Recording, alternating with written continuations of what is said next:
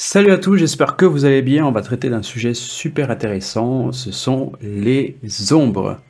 Vous êtes prêts? C'est parti, on y va. Si vous appréciez mon travail et que vous souhaitez me soutenir, vous pouvez faire un don de n'importe quel montant. Chaque don compte et me permettra de continuer à produire des vidéos pour vous aider à améliorer vos compétences en matière de graphisme et audiovisuel. On va aller dans les éléments et on va chercher tout simplement les ombres. On va taper ombre avec S ou sans S et vous faites afficher tout. On est dans les graphiques, vous avez plusieurs ombres, vous avez les ombres carrées, portées, ombres circulaires, rectangles, ombres, etc. ainsi de suite. Et je vais prendre celle-ci qui me paraît intéressant, ou encore on a celle-là, une des deux. Je vais prendre plutôt la deuxième. Et donc j'ai mon ombre ici que je peux venir caler juste en dessous donc de mon bandeau. Voilà. Juste en dessous de mon bandeau, comme ça. Et je peux également donc la réduire. Donc là, ça me fait une jolie ombre qui est juste en dessous et qui me permet de voir la profondeur, de donner de la profondeur à mon image. Je peux également la répéter vers le haut. Je fais à ce moment-là une rotation verticale. Je la positionne en haut de mon bandeau. Et voilà, ça donne quelque chose de plutôt intéressant.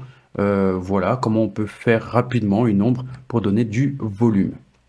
Également, ce qu'on va faire, on va traiter d'autres, on va regarder un peu les autres ombres qui nous sont proposées. Vous avez par exemple ce type d'ombre qui est plutôt une représentation donc d'une ombre projetée d'une plante par exemple. Vous avez donc ces feuilles qui l'accompagnent, hein, pourquoi pas, hein, à vous de voir ce que vous souhaitez faire. Vous avez également les cercles, on va dire des halos d'ombre, halos de lumière, halos d'ombre. Vous avez donc les lignes comme on a vu tout à l'heure, et puis vous avez également les cadres. Et les cadres, c'est plutôt intéressant. Ça vous permet donc de pouvoir englober quelque chose. Sur cette page, je peux faire par exemple ceci. Hop, et je vais la mettre derrière pour donner vraiment cette impression de vignette. Ce que je vais faire, je vais aller dans les positions, le nouveau tableau de position, dans les calques, et je vais prendre donc cette vignette que je vais déposer tout en bas, finalement, en tout cas derrière mon cadre de vidéo. Comme ça me donne vraiment cette impression d'ombre. Je vais mettre mon bandeau, pendant que j'y suis, je vais mettre mon bandeau au-dessus de mes deux calques d'ombre pour me donner quand même un bandeau assez intéressant. Bon, alors là, c'est juste que j'ai enlevé le texte, puisque je n'ai monté que le bandeau. Je vais monter le texte également. Voilà. Donc on a bien ce rapport derrière qui nous donne vraiment l'illusion d'avoir une ombre projetée, alors que finalement ce n'est qu'un cadre.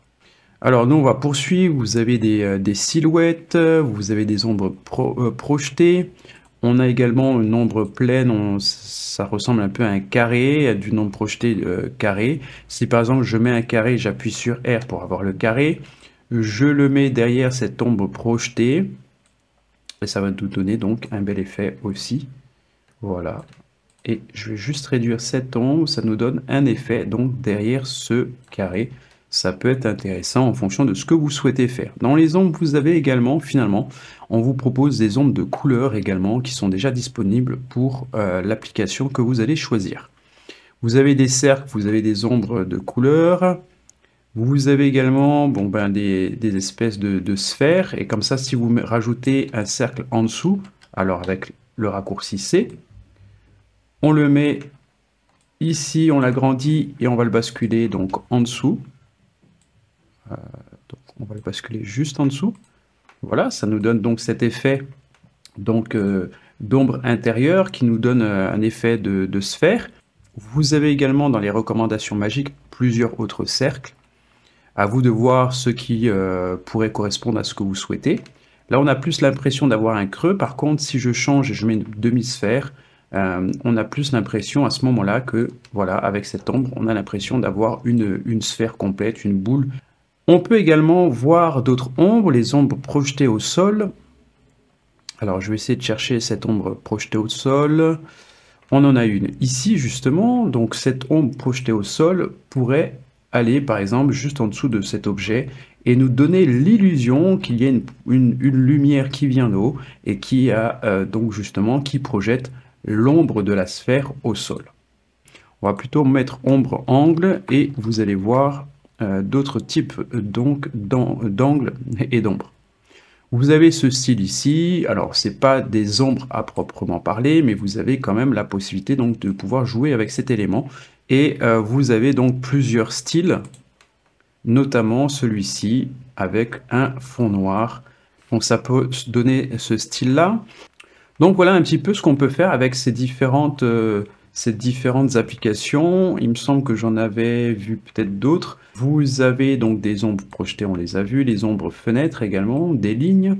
Vous avez ce type d'ombre également. Pour trouver la famille de ces ombres, vous allez sur l'élément, vous cliquez sur le i d'information et vous pouvez donc découvrir le contenu similaire. Par exemple, avec ce type d'ombre, vous avez également cette impression que c'est un espèce de bouton, vous pouvez cliquer dessus. Ce type d'ombre, vous pouvez le faire facilement avec, par exemple, un dégradé. Alors, ce qui est bien avec Canva, c'est qu'ils ont... Alors, je vais juste créer un nouveau cercle. C'est qu'ils ont maintenant la possibilité, ils nous ont donné la possibilité de faire facilement des dégradés sur les objets pour l'instant, pas encore sur les textes. Dommage. Alors, j'ai un dégradé de couleur. Pour dupliquer un objet, vous faites un CTRL D ou un pomme D ou encore un glisser déposer avec Alt. Alt, glisser déposer, vous avez une duplication. Donc j'ai mon cercle et je le retourne.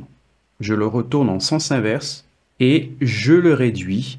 Et voilà, vous avez donc également cet effet de bouton. Vous pouvez également dupliquer cet effet à volonté. Je fais une duplication ici. Et je le retourne encore une fois de l'autre côté cette fois-ci et on a en fait l'effet inverse. Ça marche pour les formes de manière générale. Voilà, je le superpositionne bien et je le réduis et vous avez encore ce même effet qui est plutôt intéressant. Voilà, vous pouvez également l'essayer sur d'autres formes. Par exemple ici, je duplique cette forme, je la retourne donc à l'opposé. Voilà, et je la réduis. Ça va vous donner donc cette forme qu'on souhaite. Voilà un petit peu pour ces différentes applications. C'est tout pour moi aujourd'hui. C'était simplement pour vous montrer en fait comment on peut faire des ombres. C'était vraiment pour compléter la première vidéo que j'ai fait il y a quelques années, surtout pour les personnes qui n'ont pas accès à Canva Pro. Et du coup, vous pouvez vous référer à la première vidéo que j'ai faite. Je vais vous mettre le lien en description pour justement vous permettre d'utiliser, de faire des ombres sur des textes ou sur des objets ou même également sur des photos. Voilà, c'est tout pour moi aujourd'hui. Je remercie tous les tipeurs qui participent à financer, à soutenir ma chaîne. Je vous dis à très bientôt pour une autre vidéo. Allez, ciao tout le monde, bye bye.